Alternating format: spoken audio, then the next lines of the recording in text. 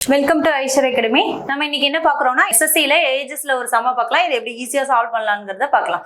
ஓகேவா? என்ன கொடுத்துருக்காங்க? இந்த present age A and B, ஏவோடதும் பியோட ப்ரெசன்ட் ஏஜ் என்ன ரேஷியோவில் கொடுத்துருக்காங்க? 3:4ங்கிற ரேஷியோ கொடுத்துருக்காங்க.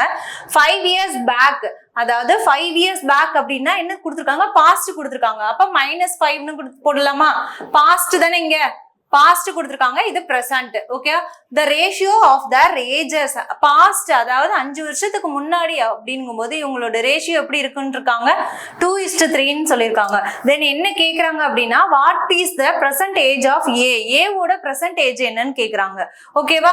அப்ப இது என்னது? பிரசன்ட், இது பாஸ்ட், அதாவது 5 வருஷத்துக்கு முன்னாடி, இது பாஸ்ட் இல்லையா? பாஸ்டோட ரேஷியோ கொடுத்துருக்காங்க. இதை வச்சு ஃபர்ஸ்ட் எக்ஸ் ஃபைண்ட் பண்ணாதான் ஏவோட ஏஜ் என்னன்னு கண்டுபிடிக்க முடியும். ஸோ எக்ஸ் கண்டுபிடிக்கிறதுக்கு என்ன பண்ணிக்கலாம்னா, பாஸ்ட் கொடுத்துருக்காங்க, ப்ரெசென்ட். இந்த இடத்துல என்ன பண்ணிக்கலாம்னா, வருஷத்துக்கான ஒவ்வொரு வருஷத்துக்கும் ஏஜஸ் 2 பேருக்கும் எப்படி இருக்கும்? ஒன்று தானே இன்க்ரீஸ் ஆகும். ஸோ அதை வச்சு அந்த கான்செப்ட்ல யோசிச்சோம் அப்படின்னா, இவங்களோட ரேஷியோட டிஃபரன்ஸ் செக் பண்றாங்க. இது ரெண்டுக்குமான ரேஷியோ என்னவா இருக்கு? இதுக்கும் டிஃபரன்ஸ் 1 தானே. அப்ப ரேஷியோட டிஃபரன்ஸ் 1 பார்ட்னு எடுத்தோம்னா, அந்த 1 பார்ட்டோட டேட்டா என்னவா இருக்கு? இங்கேயும் செக் பண்ணும்போது ரேஷியோட டிஃபரன்ஸ் 1 தான்.